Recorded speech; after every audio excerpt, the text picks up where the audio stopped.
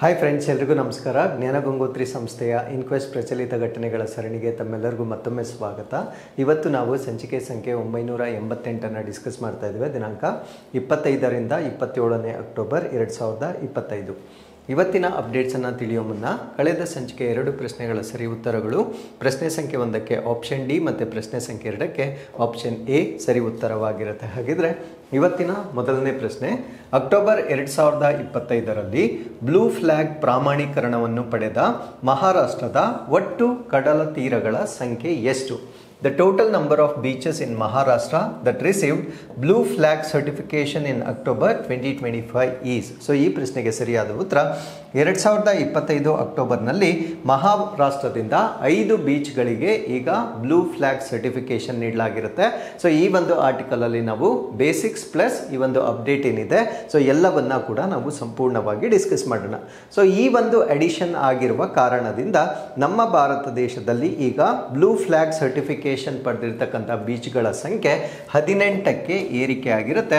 ಆ 18 state wise ನಾನಿಲ್ಲಿ ಹೇಳ್ತೇನೆ. ಸೊ ಇದು ನಮಗೆ ಬಹಳ ಇಂಪಾರ್ಟೆಂಟ್ ಆಗುತ್ತೆ. ಸೊ ಇದರ ಮೇಲೆ ಪ್ರೀವಿಯಸ್ ಇಯರ್ಸಲ್ಲೂ ಕೂಡ ಪ್ರಶ್ನೆಗಳು ಬಂದಿರುತ್ತೆ. ಅದರಿಂದ ಸೊ ಬ್ಲೂ ಫ್ಲ್ಯಾಗ್ ಸರ್ಟಿಫಿಕೇಶನ್ ಅಂತಕ್ಕಂಥದ್ದು ಬಹಳ ಇಂಪಾರ್ಟೆಂಟ್ ಆಗಿರುತ್ತೆ. ಇನ್ಫ್ಯಾಕ್ಟ್ ನಮ್ಮ ಕರ್ನಾಟಕದಿಂದ ಕೂಡ 2 ಬೀಚಸ್ಗಳನ್ನು ಈ ಒಂದು ಬ್ಲೂ ಫ್ಲ್ಯಾಗ್ ಸರ್ಟಿಫಿಕೇಶನ್ ಅನ್ನು ನೀಡಲಾಗಿರುತ್ತೆ. ಸೊ ಇದರಲ್ಲಿ ಗುಜರಾತ್ನಿಂದ ಪ್ರಾರಂಭ ಮಾಡೋದಾದ್ರೆ ಮೊದಲನೇದನ್ನು ನಾವು ಶಿವರಾಜಪುರ ಬೀಚ್ ಅಂತ ಹೇಳ್ತೇವೆ.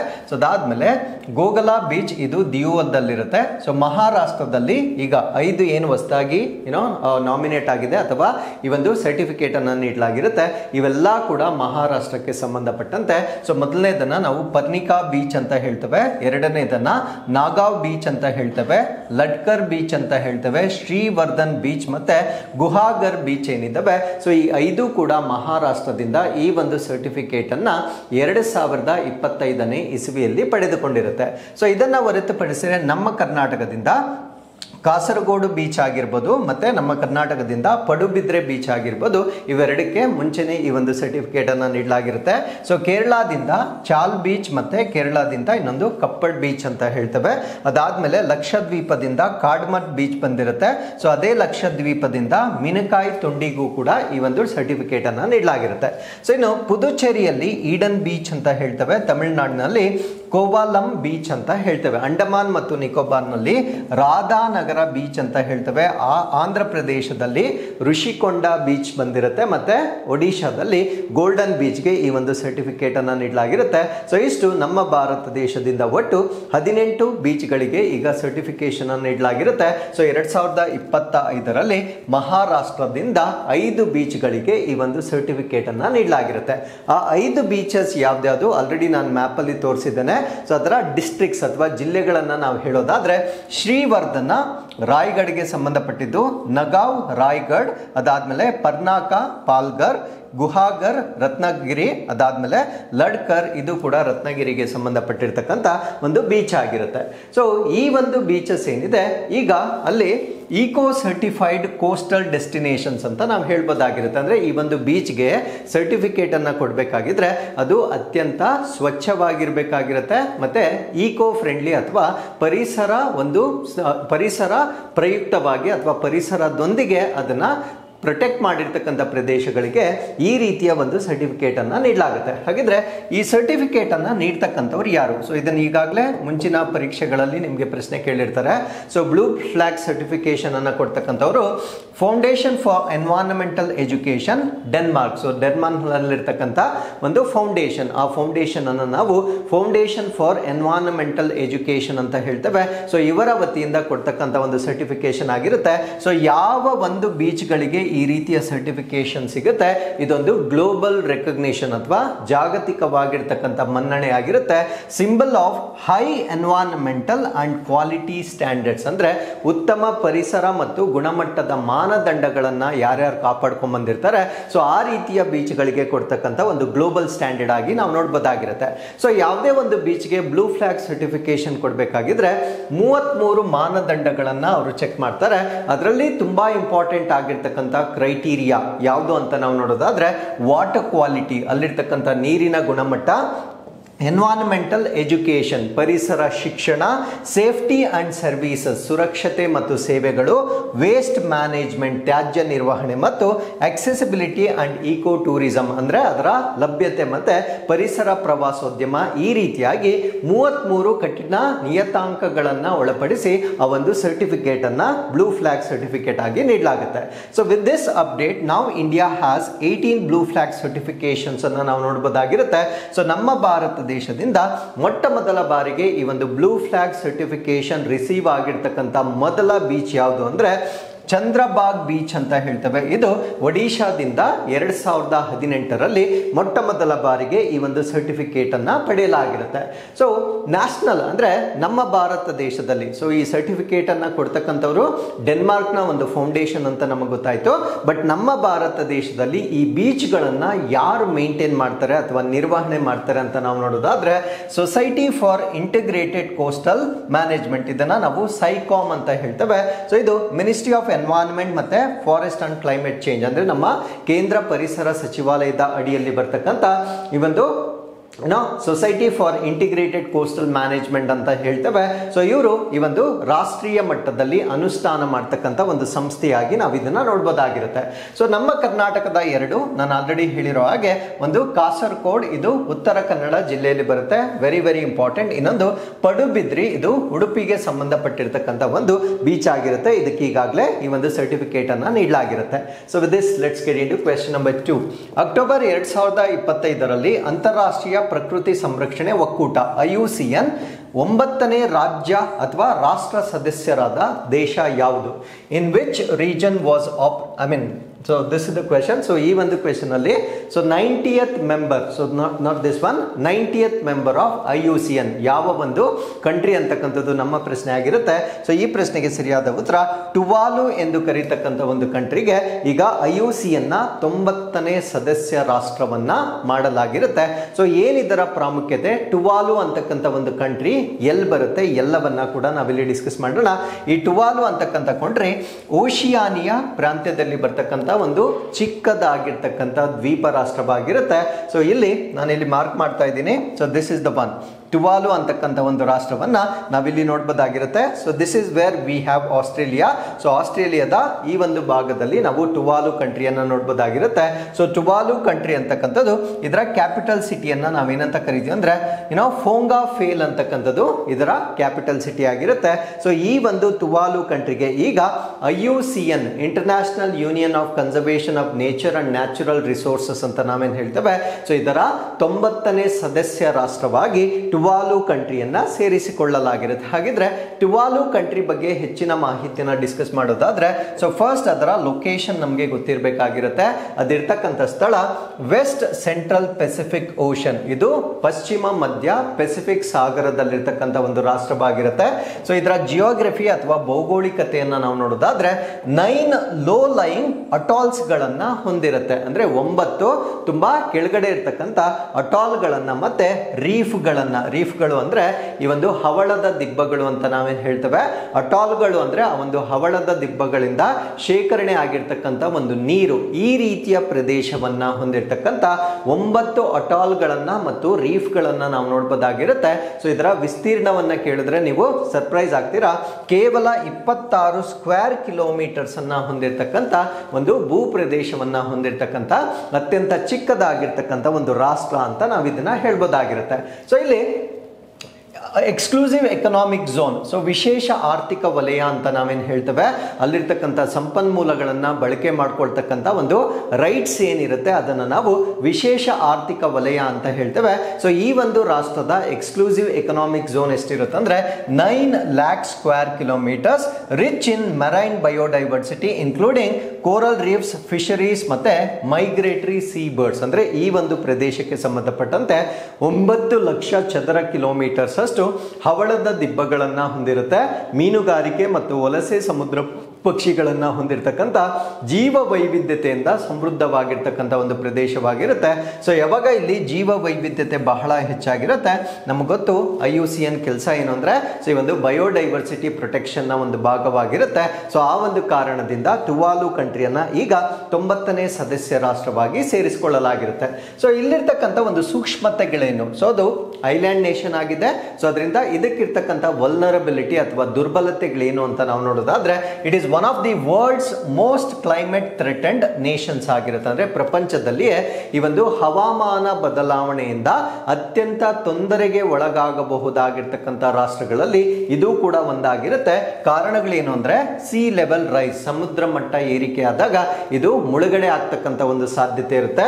ಕೋಸ್ಟಲ್ ಎರೋಷನ್ ಅಂದ್ರೆ ತೀರ ಪ್ರದೇಶದ ಒಂದು ಸವೆತ ಆಗಿರ್ಬೋದು, ಅಂಡ್ ಎಕ್ಸ್ಟ್ರೀಮ್ ವೆದರ್ ಇವೆಂಟ್ಸ್ ಅಂದ್ರೆ ಅಲ್ಲಿರ್ತಕ್ಕಂಥ ಒಂದು ತೀವ್ರವಾದ ಹವಾಮಾನ ಘಟನೆಗಳೇನಿರುತ್ತೆ. ಸೊ ಇದರಿಂದ ಅತ್ಯಂತ ವಲ್ನರಬಲ್ ಆಗಿರ್ತಕ್ಕಂಥ ಒಂದು ರಾಷ್ಟ್ರವಾಗಿ ನಾವು ಇದನ್ನ ನೋಡಬಹುದಾಗಿರುತ್ತೆ. ಈಗ IUCN ಬಗ್ಗೆ ನಾವು ಹೆಚ್ಚಿನ ಮಾಹಿತಿಯನ್ನು ತಿಳ್ಕೊಳ್ಳೋದಾದ್ರೆ, ಸೊ ಇದನ್ನ ನಾವು international union for conservation of nature ಅಂತ ಹೇಳ್ತೇವೆ. ಸೊ ಇದನ್ನ ಸ್ಥಾಪನೆ ಮಾಡಿರ್ತಕ್ಕಂಥದ್ದು ಅಕ್ಟೋಬರ್ 5, 1948ರಲ್ಲಿ ಇದನ್ನ ಸ್ಥಾಪನೆ ಮಾಡಿರ್ತಾರೆ. ಸೊ ಇದನ್ನ ಫ್ರಾನ್ಸ್ನ ಫಾಂಟೇನ್ ಬ್ಲೂ ನಲ್ಲಿ ಇದನ್ನ ಮೊಟ್ಟ ಮೊದಲ ಬಾರಿಗೆ ಸ್ಥಾಪನೆ ಮಾಡ್ತಾರೆ. ಸೊ ಇದರ ಹೆಡ್ ಕ್ವಾರ್ಟರ್ಸ್ ಅಥವಾ ಕೇಂದ್ರ ಕಚೇರಿಯನ್ನ ನಾವು ಸ್ವಿಟ್ಜರ್ಲ್ಯಾಂಡ್ ನ ಗ್ಲ್ಯಾಂಡ್ ನಲ್ಲಿ ಇದರ ಹೆಡ್ ಕ್ವಾರ್ಟರ್ಸ್ ಅನ್ನ ನಾವು ನೋಡಬಹುದಾಗಿರುತ್ತೆ. ಸೊ ಇದು ಜಗತ್ತಿನಲ್ಲಿರ್ತಕ್ಕಂಥ ಸಸ್ಯವರ್ಗ, ಪ್ರಾಣಿ ವರ್ಗ ಮತ್ತೆ ಫಂಗೈ, ಸೊ ಶಿಲೀಂಧ್ರಗಳು, ಸೊ ಈ ಮೂರನ್ನ ಇದು ಪಟ್ಟಿ ಮಾಡುತ್ತೆ. ಸೊ ಇದನ್ನ ನಿಮಗೆ one of the police sub inspector examinations ಅಲ್ಲಿ ಕೇಳಿರ್ತಾರೆ, IUCN ಯಾವ ಒಂದು ಪ್ರಭೇದಗಳ ಪಟ್ಟಿಯನ್ನ ಬಿಡುಗಡೆ ಮಾಡುತ್ತಂತ ಸಸ್ಯಗಳು, ಪ್ರಾಣಿಗಳು ಮತ್ತು ಫಂಗೈಗೆ ಸಂಬಂಧಪಟ್ಟಂತೆ ಸೊ ಒಂದು ರೆಡ್ ಡೇಟಾ ಬುಕ್ ಅಂತ ಒಂದು ದತ್ತಾಂಶವನ್ನ ಬಿಡುಗಡೆ ಮಾಡ್ತಕ್ಕಂಥ ಒಂದು ಸಂಸ್ಥೆಯಾಗಿ ನಾವು ಇದನ್ನ ನೋಡಬಹುದಾಗಿರುತ್ತೆ. ಸೊ ಇದು ಒಂದು ನಾನ್ ಗವರ್ನಮೆಂಟಲ್ ಆರ್ಗನೈಸೇಷನ್ ಆಗಿರುತ್ತೆ. ಸೊ ಅಂತಾರಾಷ್ಟ್ರೀಯ ಮಟ್ಟದಲ್ಲಿರ್ತಕ್ಕಂಥ ಒಂದು ಸರ್ಕಾರೇತರ ಸಂಸ್ಥೆಯಾಗಿ ನಾವು ಇದನ್ನ ನೋಡಬಹುದಾಗಿರುತ್ತೆ. ಸೊ ಇದರ ಸದಸ್ಯತ್ವ ಅಥವಾ ಮೆಂಬರ್ಶಿಪ್ ಅನ್ನ ನಾವು ನೋಡೋದಾದ್ರೆ over 1400 members including governments, NGOs ಮತ್ತೆ ಅಕಾಡೆಮಿಕ್ ಇನ್ಸ್ಟಿಟ್ಯೂಷನ್ಸ್, ಅಂದ್ರೆ ಕೇವಲ ರಾಷ್ಟ್ರಗಳು ಮಾತ್ರ ಇದಕ್ಕೆ ಸದಸ್ಯತ್ವವನ್ನ ಪಡೆಯೋದಲ್ಲದೆ ಇವನ್ NGOಗಳು ಪಡೆಯಬಹುದಾಗಿರುತ್ತೆ, ಅಥವಾ ಕೆಲವೊಂದು ಅಕಾಡೆಮಿಕ್ ಇನ್ಸ್ಟಿಟ್ಯೂಷನ್ಸ್ ಅಥವಾ ಶೈಕ್ಷಣಿಕ ಸಂಸ್ಥೆಗಳು ಕೂಡ ಸೊ ಇದರ ಸದಸ್ಯತ್ವವನ್ನ ಪಡೆಯಬಹುದಾಗಿರುತ್ತೆ. ಸೊ ಇದರ ಆಬ್ಜೆಕ್ಟಿವ್ಸ್ ಏನು, ಇದರ ಉದ್ದೇಶಗಳೇನು, ಯಾವ ಕಾರಣಕ್ಕಾಗಿ ಇದನ್ನ ಸ್ಥಾಪನೆ ಮಾಡಿದ್ದಾರೆ ಅಂತ ನಾವು ನೋಡೋದಾದ್ರೆ, to influence, encourage and assist societies in conserving nature and ensuring sustainable use of natural resources. ಅಂದ್ರೆ ಈ ಒಂದು ನೈಸರ್ಗಿಕ ಸಂಪನ್ಮೂಲಗಳನ್ನ ಸುಸ್ಥಿರವಾಗಿ ಬಳಕೆ ಮಾಡಿಕೊಳ್ಳುವುದು, ಅದರ ಜೊತೆಗೆ ನಮ್ಮ ಪ್ರಕೃತಿಯನ್ನ ಸಂರಕ್ಷಣೆ ಮಾಡುವ ಉದ್ದೇಶದಿಂದ ಸಮಾಜಗಳ ಮೇಲೆ ಪ್ರಭಾವವನ್ನ ಬೀರ್ತಕ್ಕಂಥದ್ದು, ಪ್ರೋತ್ಸಾಹ ಮಾಡ್ತಕ್ಕಂಥದ್ದು, ಮತ್ತೆ ಅವರಿಗೆ ಎಜುಕೇಶನ್ ಅಥವಾ ಶಿಕ್ಷಣವನ್ನ ಕೊಡ್ತಕ್ಕಂಥ ಉದ್ದೇಶದಿಂದ IUCN ಅನ್ನ ಸ್ಥಾಪನೆ ಮಾಡಲಾಗಿರುತ್ತೆ. ಸೊ ಇದರ ಫೋಕಸ್ಡ್ ಏರಿಯಾಸ್ ಯಾವ್ದು, ಕೇಂದ್ರೀಕೃತವಾಗಿರ್ತಕ್ಕಂಥ ಪ್ರದೇಶಗಳು ಯಾವ್ಯಾವುದು ಅಂತ ನಾವು ನೋಡೋದಾದ್ರೆ, ಫಸ್ಟ್ ಈಸ್ ಬಯೋಡೈವರ್ಸಿಟಿ ಕನ್ಸರ್ವೇಷನ್ ಅಥವಾ ಜೀವ ವೈವಿಧ್ಯತೆಯನ್ನ ಸಂರಕ್ಷಣೆ ಮಾಡ್ತಕ್ಕಂಥದ್ದು. ಎರಡನೇದು ಕ್ಲೈಮೇಟ್ ಚೇಂಜ್ ಅಡ್ಯಾಪ್ಟೇಷನ್, ಹವಾಮಾನ ಬದಲಾವಣೆಗೆ ಹೊಂದಾಣಿಕೆ ಆಗ್ತಕ್ಕಂಥದ್ದು. ಪ್ರೊಟೆಕ್ಟೆಡ್ ಏರಿಯಾ ಅಂಡ್ ಇಕೋಸಿಸ್ಟಮ್ಸ್ ಅಂದ್ರೆ ಸಂರಕ್ಷಿತ ಪ್ರದೇಶಗಳು ಮತ್ತೆ ಪರಿಸರ ವ್ಯವಸ್ಥೆಗಳು. ಎನ್ವೈರನ್ಮೆಂಟಲ್ ಲಾ ಅಂಡ್ ಪಾಲಿಸೀಸ್ ಅಂದ್ರೆ ಪರಿಸರಕ್ಕೆ ಸಂಬಂಧಪಟ್ಟಂತೆ ಕಾನೂನುಗಳು ಮತ್ತೆ ನೀತಿಗಳನ್ನ ರಚನೆ ಮಾಡ್ತಕ್ಕಂಥದ್ದು. Indigenous rights and community based conservation ಅಂದ್ರೆ ಸ್ಥಳೀಯ ಹಕ್ಕುಗಳು ಮತ್ತೆ ಸಮುದಾಯ ಆಧಾರಿತ ಸಂರಕ್ಷಣೆಯನ್ನ ಮಾಡ್ತಕ್ಕಂಥದ್ದು IUCN ನ ಅಡಿಯಲ್ಲಿರ್ತಕ್ಕಂಥ ಕೇಂದ್ರೀಕೃತ ವಲಯಗಳಾಗಿ ನಾವು ನೋಡಬಹುದಾಗಿರುತ್ತೆ. ಹಾಗಿದ್ರೆ ಇದರ ಕೀ ಫಂಕ್ಷನ್ಸ್ ಏನು ಮತ್ತೆ ಟೂಲ್ಸ್ ಏನು ಅಂತ ನಾವು ನೋಡೋದಾದ್ರೆ, IUCN ರೆಡ್ ಡೇಟಾ ಬುಕ್ ಅನ್ನ ರಿಲೀಸ್ ಮಾಡುತ್ತೆ. ಇದನ್ನ ನಾವು ಕೆಂಪು ದತ್ತಾಂಶ ಪಟ್ಟಿ ಅಂತ ಹೇಳ್ತೇವೆ. ಸೊ ಇದರಲ್ಲಿ ನಾವು ಪ್ರಾಣಿಗಳು, ಪಕ್ಷಿಗಳು ಮತ್ತೆ ಸಸ್ಯಗಳು ಮತ್ತೆ ಈ ಒಂದು ಫಂಗೈಗೆ ಸಂಬಂಧಪಟ್ಟಂತೆ ಡೇಟಾವನ್ನ ನಾವು ನೋಡಬಹುದಾಗಿರುತ್ತೆ. ಇನ್ನೊಂದು IUCN ಗ್ರೀನ್ ಲಿಸ್ಟ್ ಅಂತ ಕರೀತೇವೆ. ದಿಸ್ ಇಸ್ ಇಂಪಾರ್ಟೆಂಟ್ ಬಿಕಾಸ್ ಎಲ್ಲರೂ ಕೂಡ ನೀವು ರೆಡ್ ಲಿಸ್ಟ್ ಬಗ್ಗೆ ಕೇಳಿರ್ತೀರಾ. ಒಂದು ಹಸಿರು ಪಟ್ಟಿ ಅಂತ ಕೂಡ ಬಿಡುಗಡೆ ಮಾಡುತ್ತೆ. ಸೊ ಹಸಿರು ಪಟ್ಟಿಯಲ್ಲಿ ನಮ್ಗೆ ಏನ್ ಸಿಗುತ್ತೆ ಅಂದ್ರೆ, certification of well managed protected areas ಅಂದ್ರೆ ಯಾವ ಒಂದು ಸಂರಕ್ಷಿತ ಪ್ರದೇಶಗಳನ್ನ ಉತ್ತಮವಾಗಿ ನಿರ್ವಹಣೆ ಮಾಡಲಾಗಿರುತ್ತೆ, ಅದಕ್ಕೆ ಪ್ರಾಮಾಣೀಕರಣವನ್ನ ನೀಡಲಾಗುತ್ತೆ. ಸೊ ಆ ರೀತಿಯ ಒಂದು ಸರ್ಟಿಫಿಕೇಟ್ ಅನ್ನ ಅಥವಾ ಆ ಲಿಸ್ಟ್ ಅನ್ನ ನಾವೇನಂತ ಕರಿತೀವಿ ಅಂದ್ರೆ IUCN ಗ್ರೀನ್ ಲಿಸ್ಟ್ ಅಂತ ಹೇಳ್ತೇವೆ. ಸೊ ಅದ್ರ ಜೊತೆಗೆ ವರ್ಲ್ಡ್ ಹೆರಿಟೇಜ್ ಔಟ್ಲುಕ್ ಅನ್ನ ಅದು ಬಿಡುಗಡೆ ಮಾಡುತ್ತೆ. So monitors conservation status of UNESCO natural sites, ಅಂದ್ರೆ ಯುನೆಸ್ಕೋ ವತಿಯಲ್ಲಿ ಬಂದಿರತಕ್ಕಂತ ನೈಸರ್ಗಿಕ ತಾಣಗಳು. ಸೊ ನಿಮಗೆ ಗೊತ್ತಿರುತ್ತೆ, ಯುನೆಸ್ಕೋದಲ್ಲಿ ನಾವು 3 ಪಟ್ಟಿಗಳನ್ನ ನೋಡಬಹುದು. ಒಂದು ಕಲ್ಚರಲ್ ಸಾಂಸ್ಕೃತಿಕ ತಾಣಗಳು, ಇನ್ನೊಂದು ನ್ಯಾಚುರಲ್ ಅಂದ್ರೆ ನೈಸರ್ಗಿಕ ತಾಣಗಳು, ಇನ್ನೊಂದನ್ನ ಮಿಕ್ಸ್ಡ್ ಅಂತ ಹೇಳ್ತೇವೆ. ಸೊ IUCN ಬೇಸಿಕಲಿ ಕಾನ್ಸಂಟ್ರೇಟ್ ಮಾಡ್ತಕ್ಕಂಥದ್ದು ನ್ಯಾಚುರಲ್ ಯುನೆಸ್ಕೋ ಸೈಟ್ಸ್ ಏನಿರುತ್ತೆ, ಸೊ ಅದಕ್ಕೆ ಸಂಬಂಧಪಟ್ಟಂತೆ ಕನ್ಸರ್ವೇಷನ್ ಸಂರಕ್ಷಣೆಯನ್ನ ಮಾನಿಟರ್ ಮಾಡ್ತಕ್ಕಂಥದ್ದು ಕೂಡ IUCN ನ ಅಡಿಯಲ್ಲಿ ಬರ್ತಕ್ಕಂಥ ಒಂದು ಫಂಕ್ಷನ್ ಆಗಿರುತ್ತೆ. ಸೊ ಅದಾದ್ಮೇಲೆ ನೇಚರ್ 2030 ಪ್ರೋಗ್ರಾಮ್ ಅಂತಕ್ಕಂಥದ್ದು ಯುನೆಸ್ಕೋದ ಒಂದು ಕಾರ್ಯಕ್ರಮವಾಗಿರುತ್ತೆ. ಸೊ ಇದರ ಉದ್ದೇಶ ಏನು ಅಂದ್ರೆ strategic plan guiding IUCN's work for the next decade, ಅಂದ್ರೆ ಮುಂದಿನ 10 ವರ್ಷಗಳಿಗಾಗಿ ಸೊ ಈ ಒಂದು ಪರಿಸರವನ್ನ ಅಥವಾ ಬಯೋಡೈವರ್ಸಿಟಿಯನ್ನ ಪ್ರೊಟೆಕ್ಟ್ ಮಾಡುವ ಉದ್ದೇಶದಿಂದ ಒಂದು ಯೋಜನೆಯನ್ನ ನಾವೇನಂತ ಕರಿತೀವಿ ಅಂದ್ರೆ ನೇಚರ್ 2030 ಕಾರ್ಯಕ್ರಮ ಅಂತ ಹೇಳ್ತೇವೆ.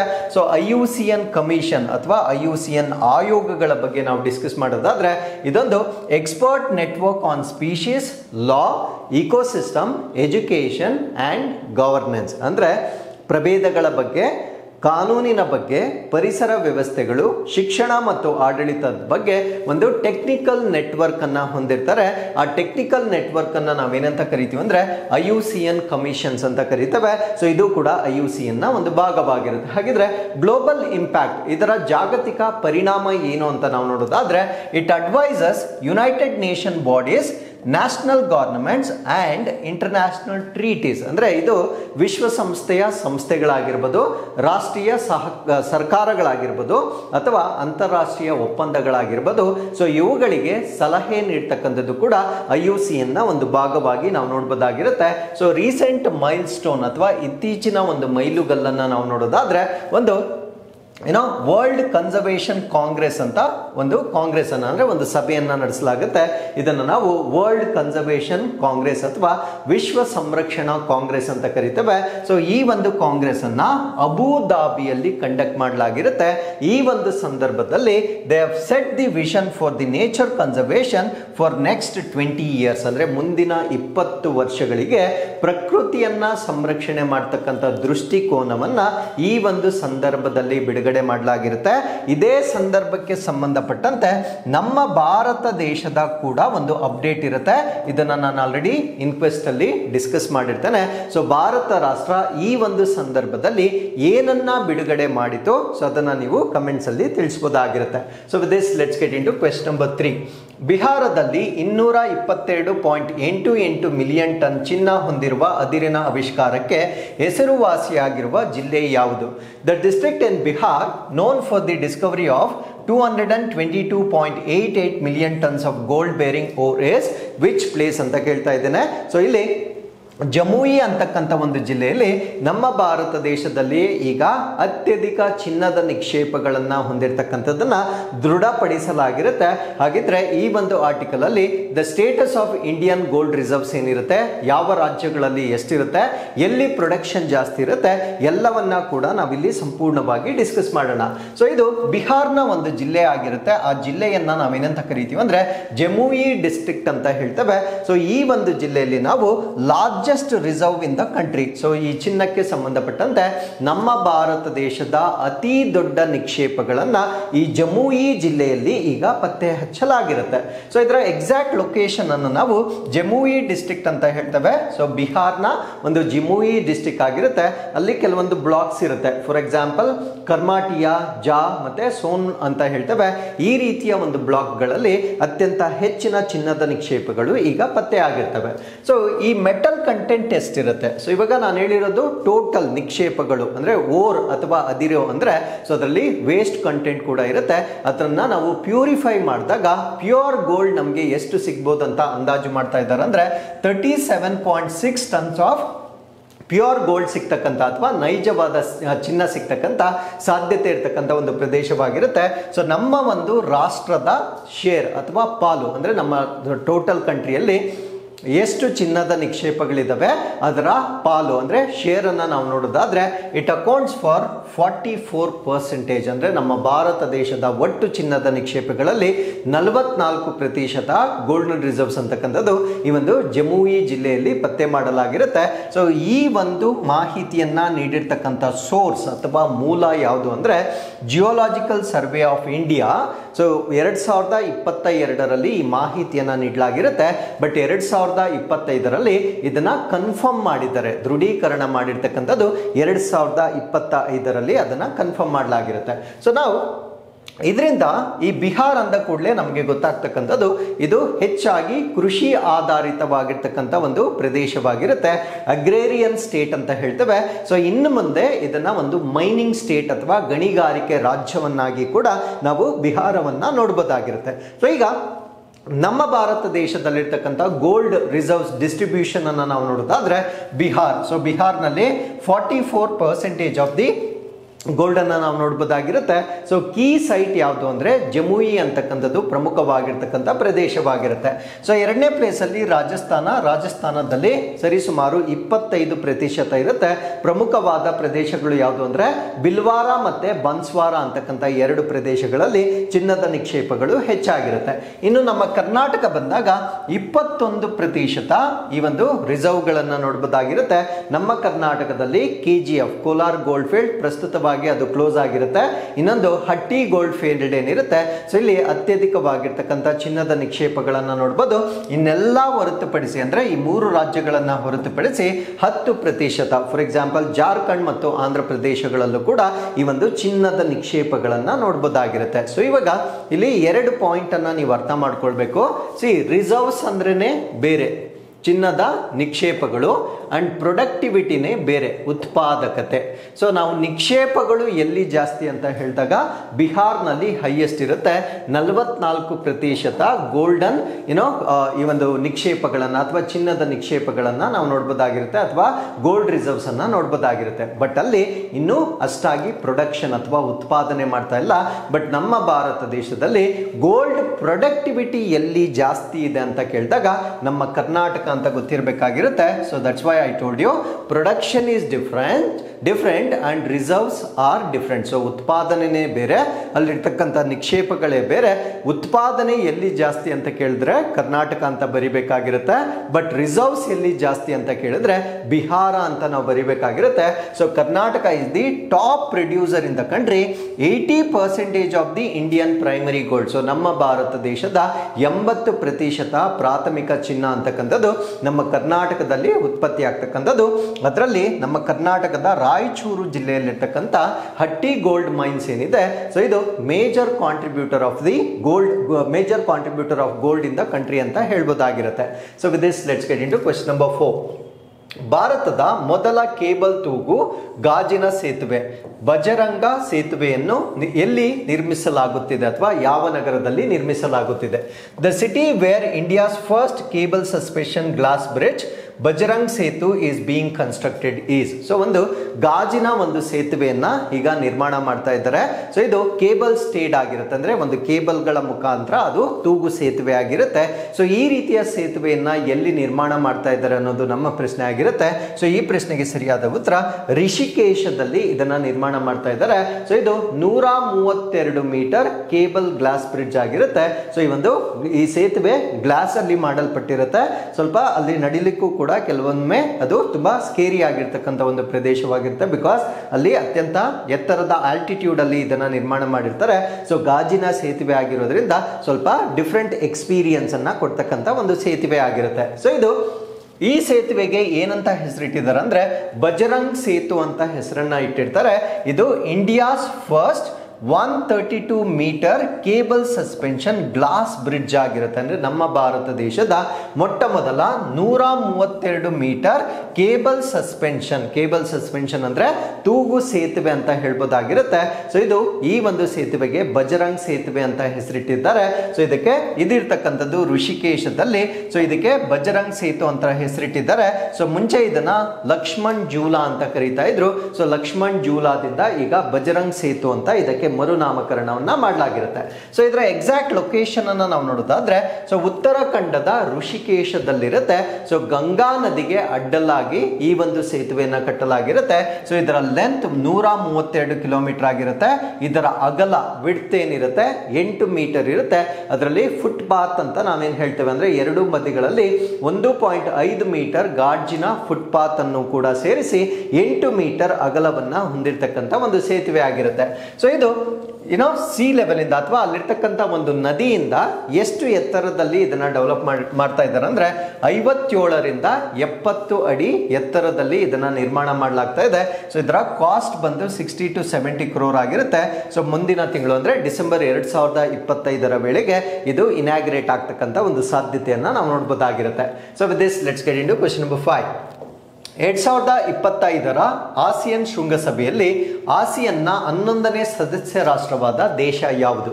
The country that became ASEAN's 11th member at ASEAN Summit 2025. So 2025ರಲ್ಲಿ ಆಸಿಯನ್ ಶೃಂಗಸಭೆಯನ್ನ ಕಂಡಕ್ಟ್ ಮಾಡಲಾಗಿರುತ್ತೆ.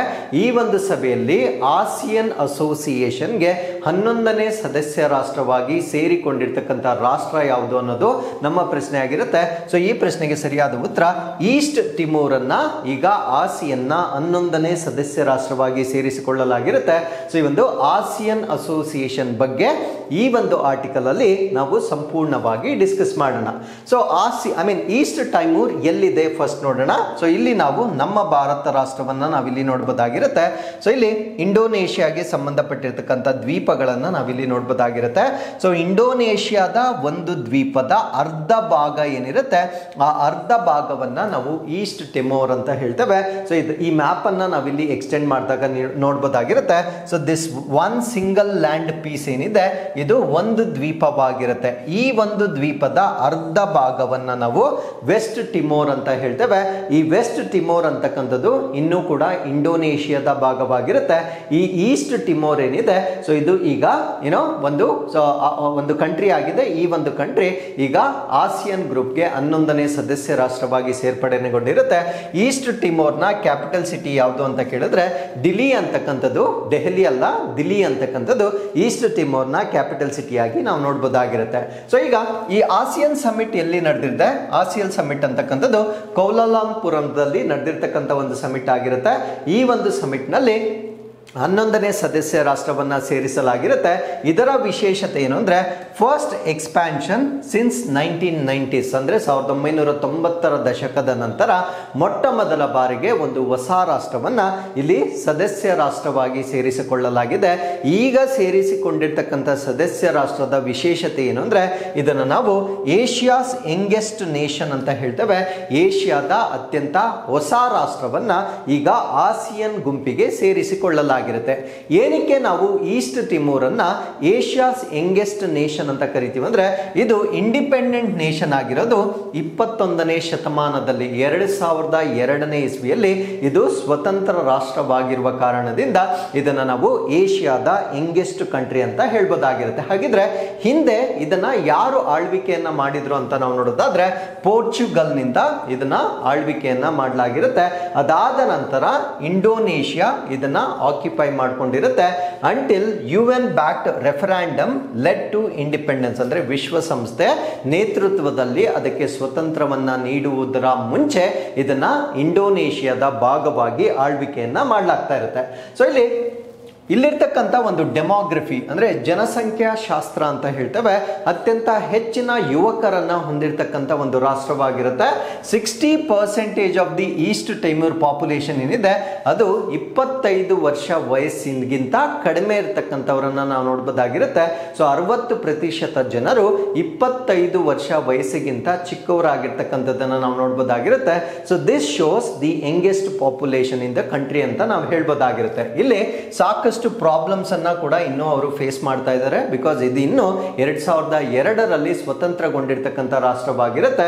ಇಲ್ಲಿ ಮೂಲ ಸೌಕರ್ಯಗಳು ಇನ್ಫ್ರಾಸ್ಟ್ರಕ್ಚರ್ ಇರೋದಿಲ್ಲ, ಗುಡ್ ಎಜುಕೇಶನ್ ಉತ್ತಮ ಶಿಕ್ಷಣ ಇರೋದಿಲ್ಲ, ಅದ್ರ ಜೊತೆಗೆ ಎಕನಾಮಿಕ್ ಡೈವರ್ಸಿಫಿಕೇಶನ್ ಅಥವಾ ಆರ್ಥಿಕತೆ ಅಂತಕ್ಕಂಥದ್ದು ವೈವಿಧ್ಯಕರಣಗೊಂಡಿರದೇ ಇರತಕ್ಕಂಥ ಒಂದು ರಾಷ್ಟ್ರವಾಗಿ ನಾವು ಇದನ್ನ ನೋಡಬಹುದಾಗಿರುತ್ತೆ. ಈಗ ಆಸಿಯನ್ ಗ್ರೂಪ್ ಬಗ್ಗೆ ನಾವು ಹೆಚ್ಚಿನ ಮಾಹಿತಿಯನ್ನು ತಿಳ್ಕೊಳ್ಳೋದಾದ್ರೆ ಸೊ ಅದರ ಫುಲ್ ಫಾರ್ಮ್ ಏನು ಅಂದ್ರೆ association of south East Asian Nations ಅಂತ ಹೇಳ್ತೇವೆ. ಆಗ್ನೇಯ ಏಷ್ಯಾದ ರಾಷ್ಟ್ರಗಳ ಸಂಘ ಅಂತ ಹೇಳ್ಬೋದಾಗಿರುತ್ತೆ. ಸೊ ಇದು ರೀಜನಲ್ ಇಂಟರ್ ಗವರ್ಮೆಂಟಲ್ ಆರ್ಗನೈಸೇಷನ್ ಆಗಿರುತ್ತೆ. ಅಂದ್ರೆ ಈ ಒಂದು ಆಗ್ನೇಯ ಏಷ್ಯಾದಲ್ಲಿ ಬರ್ತಕ್ಕಂಥ ರಾಷ್ಟ್ರಗಳ ಒಂದು ಸರ್ಕಾರಗಳ ನಡುವೆ ಇರ್ತಕ್ಕಂಥ ಒಂದು ಅಸೋಸಿಯೇಷನ್ ಅಂತ ನಾವು ಇದನ್ನ ಹೇಳ್ಬೋದಾಗಿರುತ್ತೆ. ಸೊ ಇದನ್ನ ಸ್ಥಾಪನೆ ಮಾಡಿರ್ತಕ್ಕಂಥ ಉದ್ದೇಶ ಏನು ಅಂದ್ರೆ to promote political, economical, social cooperation among South East Asia countries. ಅಂದ್ರೆ ಈ ಒಂದು ಸೌತ್ ಈಸ್ಟ್ ಏಷ್ಯಾ ರಾಷ್ಟ್ರಗಳ ನಡುವೆ ರಾಜಕೀಯ, ಆರ್ಥಿಕ ಮತ್ತು ಸಾಮಾಜಿಕ ಸಹಕಾರವನ್ನ ಆರ್ಥಿಕ ಸಹಕಾರವನ್ನ ಉತ್ತೇಜನ ಮಾಡುವ ಉದ್ದೇಶದಿಂದ ಸೊ ಆಸಿಯನ್ ಗ್ರೂಪ್ ಅನ್ನ ಸ್ಥಾಪನೆ ಮಾಡಲಾಗಿರುತ್ತೆ. ಸೊ ಇದು ಸ್ಥಾಪನೆ ಆಗಿರ್ತಕ್ಕಂಥದ್ದು 8ನೇ ಆಗಸ್ಟ್ 1967ರಲ್ಲಿ ಇದನ್ನ ಸ್ಥಾಪನೆ ಮಾಡಲಾಗಿರುತ್ತೆ. ಸೊ ಈ ಒಂದು ಸ್ಥಾಪನೆಯ ಘೋಷಣೆ ಅಥವಾ ಡಿಕ್ಲರೇಷನ್ ಅನ್ನ ನಾವೇನಂತ ಕರಿತೀವಿ ಅಂದ್ರೆ ಬ್ಯಾಂಕಾಕ್ ಡಿಕ್ಲರೇಷನ್ ಅಥವಾ ಬ್ಯಾಂಕಾಕ್ ಘೋಷಣೆ ಅಂತ ಹೇಳ್ತೇವೆ. ಸೊ ಈ ಒಂದು ಘೋಷಣೆಯ ಮುಖಾಂತರ 1967ರಲ್ಲಿ ಇದನ್ನ ಸ್ಥಾಪನೆ ಮಾಡಲಾಗಿರುತ್ತೆ. ಸೊ ಫೌಂಡಿಂಗ್ ಮೆಂಬರ್ಸ್ ಯಾರು ಅಂತ ನಿಮ್ಗೆ ಪ್ರಶ್ನೆ ಕೇಳ್ತಾರೆ. ಸಂಸ್ಥಾಪಕ ಸದಸ್ಯ ರಾಷ್ಟ್ರಗಳು ಯಾರು ಅಂತ ಕೇಳ್ತಾರೆ. ಇಂಡೋನೇಷ್ಯಾ, ಮಲೇಷಿಯಾ, ಫಿಲಿಪೈನ್ಸ್, ಸಿಂಗಾಪುರ್ ಮತ್ತೆ ಥೈಲ್ಯಾಂಡ್. ಸೊ ಈ ಒಂದು ಆಸಿಯನ್ನ ಸಂಸ್ಥಾಪನಾ ರಾಷ್ಟ್ರಗಳಾಗಿರ್ತವೆ. ಸಂಸ್ಥಾಪನೆ ಆದ ನಂತರ ಬೇರೆ ಕೆಲವೊಂದು ರಾಷ್ಟ್ರಗಳು ಇದಕ್ಕೆ ಸೇರ್ಕೊಳ್ತವೆ. ಸೊ ಸಂಸ್ಥಾಪನೆ ಆದ ನಂತರ ಸೇರಿಕೊಂಡಿರ್ತಕ್ಕಂಥ ರಾಷ್ಟ್ರಗಳು ಬ್ರುನಿ, ಅದಾದ್ಮೇಲೆ ವಿಯತ್ನಾಂ, ಲಾವೋಸ್ ಮತ್ತೆ ಮ್ಯಾನ್ಮಾರ್, ಅದಾದ್ಮೇಲೆ ಕಾಂಬೋಡಿಯಾ, ಈಗ ಈಸ್ಟ್ ಟೆಮೂರ್ ಅನ್ನ ಈ ಒಂದು ಭಾಗದ ಒಂದು ಸದಸ್ಯ ರಾಷ್ಟ್ರವಾಗಿ ಸೇರಿಸಿಕೊಳ್ಳಲಾಗಿರುತ್ತೆ. ಸೊ ಕೋರ್ ಆಬ್ಜೆಕ್ಟಿವ್ಸ್ ಏನು, ಇದರ ಪ್ರಮುಖ ಉದ್ದೇಶಗಳೇನು ಅಂತ ನಾವು ನೋಡೋದಾದ್ರೆ ಪೀಸ್, ಸ್ಟೆಬಿಲಿಟಿ ಮತ್ತೆ ಡಿಪ್ಲೊಮ್ಯಾಸಿ, ಶಾಂತಿ, ಸ್ಥಿರತೆ ಮತ್ತೆ ರಾಜತಾಂತ್ರಿಕತೆ ಅಂದ್ರೆ ರಾಷ್ಟ್ರಗಳ ನಡುವೆ ಒಂದು ಉತ್ತಮವಾದ ಸಂಬಂಧವನ್ನ ಕಾಪಾಡಿಕೊಳ್ತಕ್ಕಂಥದ್ದು ಇದರ ಉದ್ದೇಶವಾಗಿರುತ್ತೆ. ಅದ್ರ ಜೊತೆಗೆ free trade, investment and regional development ಅಂದ್ರೆ ಮುಕ್ತ ವ್ಯಾಪಾರ, ಲೈಕ್ ಯುರೋಪಿಯನ್ ಯೂನಿಯನ್ ಅಲ್ಲಿ ಯಾವ ರೀತಿ ನಾವು ಫ್ರೀ ಟ್ರೇಡ್ ಅನ್ನ ನೋಡ್ತೇವೆ, ಸೊ ಅದೇ ರೀತಿ ಒಂದು ಆಸಿಯನ್ ರಾಷ್ಟ್ರಗಳ ನಡುವೆ ಒಂದು ಮುಕ್ತ ವ್ಯಾಪಾರ, ಹೂಡಿಕೆ ಮತ್ತು ಪ್ರಾದೇಶಿಕ ಅಭಿವೃದ್ಧಿಗೆ ಹೆಚ್ಚಿನ ಪ್ರಾಶಸ್ತ್ಯವನ್ನ ನೀಡುವ ಉದ್ದೇಶದಿಂದ ಇದನ್ನ ಫಾರ್ಮೇಶನ್ ಮಾಡಲಾಗಿರುತ್ತೆ. ಅದರ ಜೊತೆಗೆ strengthen mutual understanding and shared identity ಅಂದ್ರೆ ಪರಸ್ಪರ ಇಬ್ಬರ ಒಂದು ತಿಳುವಳಿಕೆ ಅಂದ್ರೆ ಅಂಡರ್ಸ್ಟ್ಯಾಂಡಿಂಗ್ ಅನ್ನ ಹೆಚ್ಚು ಮಾಡ್ತಕ್ಕಂಥದ್ದು. Address transnational threats like terrorism, cyber crime ಮತ್ತೆ ಕ್ಲೈಮೇಟ್ ರಿಸ್ಕ್ ಅಂದ್ರೆ ರಾಷ್ಟ್ರಗಳಿಂದ ಆಗಬಹುದಾಗಿರ್ತಕ್ಕಂಥ ಭಯೋತ್ಪಾದನೆ, ಸೈಬರ್ ಅಪರಾಧಗಳು ಮತ್ತೆ ಹವಾಮಾನ ಅಪಾಯಗಳನ್ನ ನಿಗ್ರಹಿಸುವ ಉದ್ದೇಶದಿಂದ ಆಸಿಯನ್ ಗ್ರೂಪ್ ಅನ್ನ ಮಾಡಲಾಗಿರುತ್ತೆ. ಸೊ ಈಗ ಗ್ಲೋಬಲ್ ಪಾರ್ಟ್ನರ್ಶಿಪ್ ಅನ್ನ ನಾವು ನೋಡೋದಾದ್ರೆ ಅಂದ್ರೆ ಈ ಒಂದು ಆಸಿಯನ್ ಗ್ರೂಪ್ ಅಂತಕ್ಕಂಥದ್ದು ಜಾಗತಿಕವಾಗಿ ಯಾವ ರೀತಿಯ ರೆಪ್ರೆಸೆಂಟೇಷನ್ ಅಥವಾ ಪ್ರಾತಿನಿಧ್ಯವನ್ನ ಹೊಂದಿರುತ್ತೆ ಅಂತ ನಾವಿಲ್ಲಿ ನೋಡೋದಾದ್ರೆ ಸೊ ಡೈಲಾಗ್ ಪಾರ್ಟ್ನರ್ಸ್ ಅಂದ್ರೆ ಸಂವಾದ ಪಾಲುದಾರರು. ಮೆಂಬರ್ ನೇಷನ್ಸ್ ಬೇರೆ, ಡೈಲಾಗ್ ಪಾರ್ಟ್ನರ್ಸ್ ಬೇರೆ. ಡೈಲಾಗ್ ಪಾರ್ಟ್ನರ್ಸ್ ಅಂದ್ರೆ so whenever there are summits ಅಥವಾ ಕೆಲವೊಂದು ಸಭೆಗಳನ್ನ ನಡೆದಾಗ ಬೇರೆ ರಾಷ್ಟ್ರಗಳನ್ನು ಇನ್ವೈಟ್ ಮಾಡಲಾಗುತ್ತೆ to get the valuable feedback ಅಥವಾ ಕೆಲವೊಂದು ಮಾಹಿತಿಯನ್ನ ಪಡೆಯುವ ಉದ್ದೇಶದಿಂದ ಆ ರೀತಿಯ ಪಾಲುದಾರರನ್ನ ನಾವು ಸಂವಾದ ಪಾಲುದಾರರು ಅಥವಾ ಡೈಲಾಗ್ ಪಾರ್ಟ್ನರ್ಸ್ ಅಂತ ಹೇಳ್ತೇವೆ. ಸೊ ನಮ್ಮ ಭಾರತ ರಾಷ್ಟ್ರ ತುಂಬಾ ಹತ್ತಿರವಾಗಿರುವ ಕಾರಣದಿಂದ ಡೈಲಾಗ್ ಪಾರ್ಟ್ನರ್ಸ್ ಅಲ್ಲಿ ನಮ್ಮ ಭಾರತ ರಾಷ್ಟ್ರ ಇರುತ್ತೆ. China, Japan, USA, European union, Australia ಮತ್ತೆ ಸೌತ್ ಕೊರಿಯಾವನ್ನ ನಾವು ಡೈಲಾಗ್ ಪಾರ್ಟ್ನರ್ಸ್ ಆಫ್ ಆಸಿಯನ್ ಅಂತ ಹೇಳ್ಬೋದಾಗಿರುತ್ತೆ. ಅದರ ಜೊತೆಗೆ ಆಸಿಯನ್ +3 ಅಂತ ಕೂಡ ಇದೆ. ಸೊ ಇದನ್ನೆಲ್ಲ ಎಕ್ಸಾಮ್ ಅಲ್ಲಿ ಬಹಳ ಇಂಪಾರ್ಟೆಂಟ್ ಆಗಿರುತ್ತೆ. ಬಿಕಾಸ್ ನ್ಯಾಟೋ ಪ್ಲಸ್ ಆದಾಗ ಅದ್ರ ಬಗ್ಗೆ ನಮಗೆ ಪ್ರಶ್ನೆಯನ್ನ ಕೇಳಿರ್ತಾರೆ. ಅದೇ ರೀತಿ ಆಸಿಯನ್ ಪ್ಲಸ್ ಅಲ್ಲಿ ಇರ್ತಕ್ಕಂಥ ರಾಷ್ಟ್ರಗಳು ಯಾವುದು ಅಂತ ಕೇಳ್ಬೋದಾಗಿರುತ್ತೆ. ಆಸಿಯನ್ ಪ್ಲಸ್ ಅಲ್ಲಿ ನಾವು ಚೈನಾ, ಜಪಾನ್, ಸೌತ್ ಕೊರಿಯಾವನ್ನ ನಾವು ಆಸಿಯನ್ +3 ನೇಷನ್ಸ್ ಅಂತ ಹೇಳ್ತೇವೆ.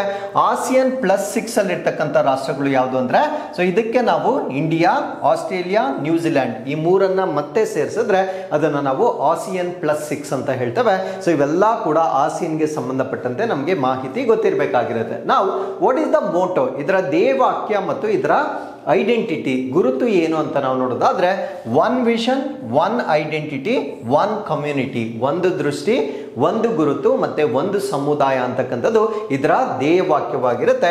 ಇದರ ಆಂಥಮ್ ಅಥವಾ ಗೀತೆ ಏನು ಅಂದ್ರೆ ದ ಆಸಿಯನ್ ವೇ ಅಂತಕ್ಕಂಥದ್ದು ಇದರ ಗೀತೆ ಆಗಿರುತ್ತೆ. ಸೊ ಇದರ ಫ್ಲಾಗ್ ಅಥವಾ ಇದರ ಧ್ವಜದಲ್ಲಿ bundle of rice stalks symbolising unity and prosperity ಅಂದ್ರೆ ಏಕತೆ ಮತ್ತು ಸಮೃದ್ಧಿಯನ್ನ ಸಂಕೇತ ಮಾಡ್ತಕ್ಕಂಥ ಭತ್ತದ ಕಾಳುಗಳನ್ನ ನಾವು ಇದರಲ್ಲಿ ನೋಡಬಹುದಾಗಿರುತ್ತೆ. ಭತ್ತದ ಕಾಂಡದ ಒಂದು ಕಟ್ಟು ಇಲ್ಲಿರುತ್ತೆ. ಸೊ ಇದನ್ನ ನಾವು ಇದರ ಫ್ಲಾಗ್ ಆಗಿ ನಾವು ನೋಡಬಹುದಾಗಿರುತ್ತೆ. ಮಾಡಲಾಗಿರುತ್ತೆ. So this is how the flag of ASEAN is going to be represented. So with this let's get into United Nations Day ಅಥವಾ ವಿಶ್ವಸಂಸ್ಥೆ ದಿನ 2025.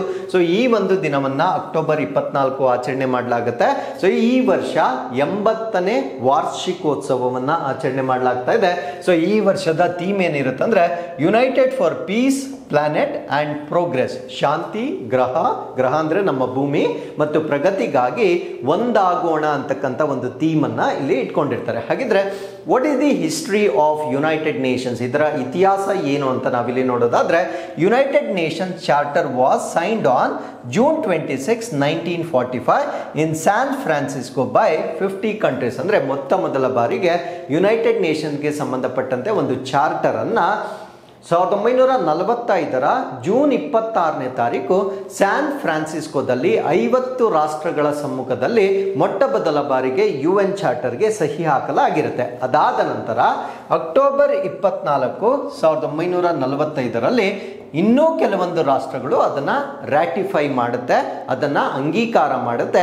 ಅಂಗೀಕಾರ ಮಾಡಿರ್ತಕ್ಕಂಥ ಕಂಟ್ರೀಸ್ ಯಾವುದು ಅಂದ್ರೆ 5 permanent members of United Nations Security Council, ಅಂದ್ರೆ ವಿಶ್ವಸಂಸ್ಥೆಯ ಭದ್ರತಾ ಮಂಡಳಿಯಲ್ಲಿರ್ತಕ್ಕಂಥ 5 ಶಾಶ್ವತ ರಾಷ್ಟ್ರಗಳು ಇದಕ್ಕೆ ಒಂದು ರಾಟಿಫಿಕೇಶನ್ ಅಥವಾ ಅಂಗೀಕಾರವನ್ನ ನೀಡಲಾಗುತ್ತೆ. ಸೊ ಅದ್ರ ಜೊತೆಗೆ ಮೇಜರ್ ಅದರ್ ಸಿಗ್ನೇಟರೀಸ್ ಕೂಡ ಇರ್ತವೆ. ಸೊ ಅದಾದ ನಂತರ ಇದು ಅಧಿಕೃತವಾಗಿರುತ್ತೆ. ಹಾಗಿದ್ರೆ ಯುನೈಟೆಡ್ ನೇಷನ್ ಸೆಕ್ಯೂರಿಟಿ ಕೌನ್ಸಿಲ್ ಅಲ್ಲಿರ್ತಕ್ಕಂಥ 5 ಶಾಶ್ವತ ಸದಸ್ಯ ರಾಷ್ಟ್ರಗಳು ಯಾವುದು ಅನ್ನೋದನ್ನ ನೀವು ಕಮೆಂಟ್ಸ್ ಅಲ್ಲಿ ತಿಳಿಸಬಹುದಾಗಿರುತ್ತೆ. ಹಾಗಿದ್ರೆ what are the objectives of United Nations, ವಿಶ್ವಸಂಸ್ಥೆಯ ಉದ್ದೇಶಗಳೇನು ಅಂತ ನಾವು ನೋಡೋದಾದ್ರೆ, ಪೀಸ್ ಅಂಡ್ ಸೆಕ್ಯೂರಿಟಿ, ರಾಷ್ಟ್ರಗಳ ಮಧ್ಯೆ ಶಾಂತಿ ಮತ್ತು ಭದ್ರತೆಯನ್ನ ಹೆಚ್ಚು ಮಾಡ್ತಕ್ಕಂಥದ್ದು. ಹ್ಯೂಮನ್ ರೈಟ್ಸ್, ಮಾನವ ಹಕ್ಕುಗಳ ಉಲ್ಲಂಘನೆಯನ್ನ ನಿವಾರಣೆ ಮಾಡ್ತಕ್ಕಂಥದ್ದು ಇದರ ಉದ್ದೇಶವಾಗಿರುತ್ತೆ. ಸಸ್ಟೈನಬಲ್ ಡೆವಲಪ್ಮೆಂಟ್, 2030 ವೇಳೆಗೆ 17 ಸುಸ್ಥಿರ ಅಭಿವೃದ್ಧಿ ಗುರಿಗಳನ್ನ ಎಲ್ಲಾ ರಾಷ್ಟ್ರಗಳು ಸಾಧಿಸಬೇಕಾಗಿರುತ್ತೆ. ಇದು ಯುನೈಟೆಡ್ ನೇಷನ್ ನ ಒಂದು ಗುರಿಯಾಗಿರುತ್ತೆ. ಅಂಡ್ ಹ್ಯುಮ್ಯಾನಿಟೇರಿಯನ್ ಏಡ್ ಅಥವಾ ಮಾನವೀಯ ನೆರವು, ಎಲ್ಲಾದ್ರೂ ಡಿಸಾಸ್ಟರ್ಗಳಾದಾಗ ಅಥವಾ ಯುದ್ಧಗಳಾದಾಗ ಹ್ಯುಮ್ಯಾನಿಟೇರಿಯನ್ ಅಸಿಸ್ಟೆನ್ಸ್ ಕೊಡೋದು ಕೂಡ ವಿಶ್ವಸಂಸ್ಥೆಯ ಒಂದು ಉದ್ದೇಶವಾಗಿರುತ್ತೆ. ಸೊ ಅದ್ರ ಜೊತೆಗೆ ಇದರ ಕೀ ಪಿಲ್ಲರ್ಸ್ ಏನು, ಆಧಾರ ಸ್ತಂಭಗಳು ಏನು ಅಂತ ನಾವು ನೋಡೋದಾದ್ರೆ, ಇಂಟರ್ನ್ಯಾಷನಲ್ ಲಾ ಅಥವಾ ಅಂತಾರಾಷ್ಟ್ರೀಯ ಕಾನೂನು ಅಂತ ಹೇಳ್ತೇವೆ. So legal framework for diplomacy, trade and justice, ಅಂದ್ರೆ ರಾಜತಾಂತ್ರಿಕತೆ ಆಗಿರ್ಬೋದು, ವ್ಯಾಪಾರದ ಉದ್ದೇಶಕ್ಕಾಗಿರ್ಬೋದು ಅಥವಾ ನ್ಯಾಯದ ಉದ್ದೇಶಗಳಿಗಾಗಿರ್ಬೋದು, ಇದು ಒಂದು ಕಾನೂನು ಚೌಕಟ್ಟನ್ನ ಒದಗಿಸ್ತಕ್ಕಂಥ ಒಂದು ಸಂಸ್ಥೆಯಾಗಿ ಅಥವಾ ವ್ಯವಸ್ಥೆಯಾಗಿ ನೋಡಬಹುದಾಗಿರುತ್ತೆ. ಅದ್ರ ಜೊತೆಗೆ ಕ್ಲೈಮೇಟ್ ಆಕ್ಷನ್, ಅಂದ್ರೆ ಈ ಒಂದು ಹವಾಮಾನ ಪ್ರಕ್ರಿಯೆಗೆ ಸಂಬಂಧಪಟ್ಟಂತೆ ಸೊ ರಾಷ್ಟ್ರಗಳ ನಡುವೆ ಒಂದು ಸಮನ್ವಯವನ್ನ ಏರ್ಪಡಿಸ್ತಕ್ಕಂಥದ್ದು ಇದರ ಉದ್ದೇಶವಾಗಿರುತ್ತೆ. ಸೊ ITBP ರೈಸಿಂಗ್ ಡೇ 2025 ಈ ಒಂದು ದಿನವನ್ನ ಅಕ್ಟೋಬರ್ 24ನೇ ತಾರೀಕು ಆಚರಣೆ ಮಾಡಲಾಗುತ್ತೆ. ಸೊ ITBP ರೈಸಿಂಗ್ ಡೇ ಅನ್ನ ಈ ವರ್ಷ 64ನೇ ಆನಿವರ್ಸರಿಯನ್ನ ಆಚರಣೆ ಮಾಡ್ತಾ ಇದ್ದಾರೆ. ITBP ಅಂದ್ರೆ ಇಂಡೋ ಟಿಬೇಟಿಯನ್ ಬಾರ್ಡರ್ ಪೊಲೀಸ್ ಅಂತ ಹೇಳ್ತೇವೆ. ಸೊ ಇದನ್ನ ಸ್ಥಾಪನೆ ಮಾಡಿರ್ತಕ್ಕಂಥ 64ನೇ ವಾರ್ಷಿಕೋತ್ಸವನ್ನ ಆಚರಣೆ ಮಾಡಲಾಗ್ತಾ ಇದೆ. ಅಕ್ಟೋಬರ್ 24ನೇ ತಾರೀಕು ಇದನ್ನ ಆಚರಣೆ ಮಾಡಲಾಗುತ್ತೆ. ಸೊ ಇದರ ಇತಿಹಾಸವನ್ನ ನಾವು ನೋಡೋದಾದ್ರೆ, ಸ್ಥಾಪನೆ ಆಗಿರ್ತಕ್ಕಂಥದ್ದು ಅಕ್ಟೋಬರ್ 24, 1962ರಲ್ಲಿ ಚೀನಾ ಮತ್ತು ಭಾರತದ ಯುದ್ಧದ ನಂತರ ಸೊ ಇದನ್ನ ಸ್ಥಾಪನೆ ಮಾಡಲಾಗಿರುತ್ತೆ. ಸೊ ಪರ್ಪಸ್ ಏನು ಅಂದ್ರೆ, to secure India's borders, obviously ನಮ್ಮ ಭಾರತ ದೇಶದ ಗಡಿ ಪ್ರದೇಶಗಳು, ಪರ್ಟಿಕ್ಯುಲರ್ಲಿ ಚೈನಾದೊಂದಿಗೆ, ಯಾಕಂದ್ರೆ ಚೈನಾ ಟಿಬೆಟ್ನ ಆಟೋನಮಸ್ ಪಾರ್ಟ್ ಏನಿರುತ್ತೆ ಸೊ ಅದರೊಂದಿಗೆ ನಮ್ಮ ಭಾರತ ದೇಶ 3484 ಕಿಲೋಮೀಟರ್ ಉದ್ದದ ಒಂದು ಗಡಿ ರೇಖೆಯನ್ನ ಹಂಚಿಕೊಂಡಿರುವ ಕಾರಣದಿಂದ ಅದನ್ನ ಪ್ರೊಟೆಕ್ಟ್ ಮಾಡ್ತಕ್ಕಂಥ ಉದ್ದೇಶದಿಂದ ಇದನ್ನ ಸ್ಥಾಪನೆ ಮಾಡಲಾಗಿರುತ್ತೆ. ಸೊ ಫೌಂಡಿಂಗ್ ಕಾಂಟೆಕ್ಸ್ಟ್ ಅನ್ನ ನಾವು ನೋಡೋದಾದ್ರೆ, created under CRPF act, CRPF ಕಾಯ್ದೆಯ ಅಡಿಯಲ್ಲಿ ನಂತರ ಇದನ್ನ ITBP ಕಾಯ್ದೆಯಾಗಿ ಬದಲಾವಣೆ ಮಾಡಲಾಗಿರುತ್ತೆ. ಬಟ್ ಪ್ರಾರಂಭದಲ್ಲಿ CRPF ಕಾಯ್ದೆಯ ಅಡಿಯಲ್ಲಿ ಇದನ್ನ ಸ್ಥಾಪನೆ ಮಾಡಲಾಗಿರುತ್ತೆ.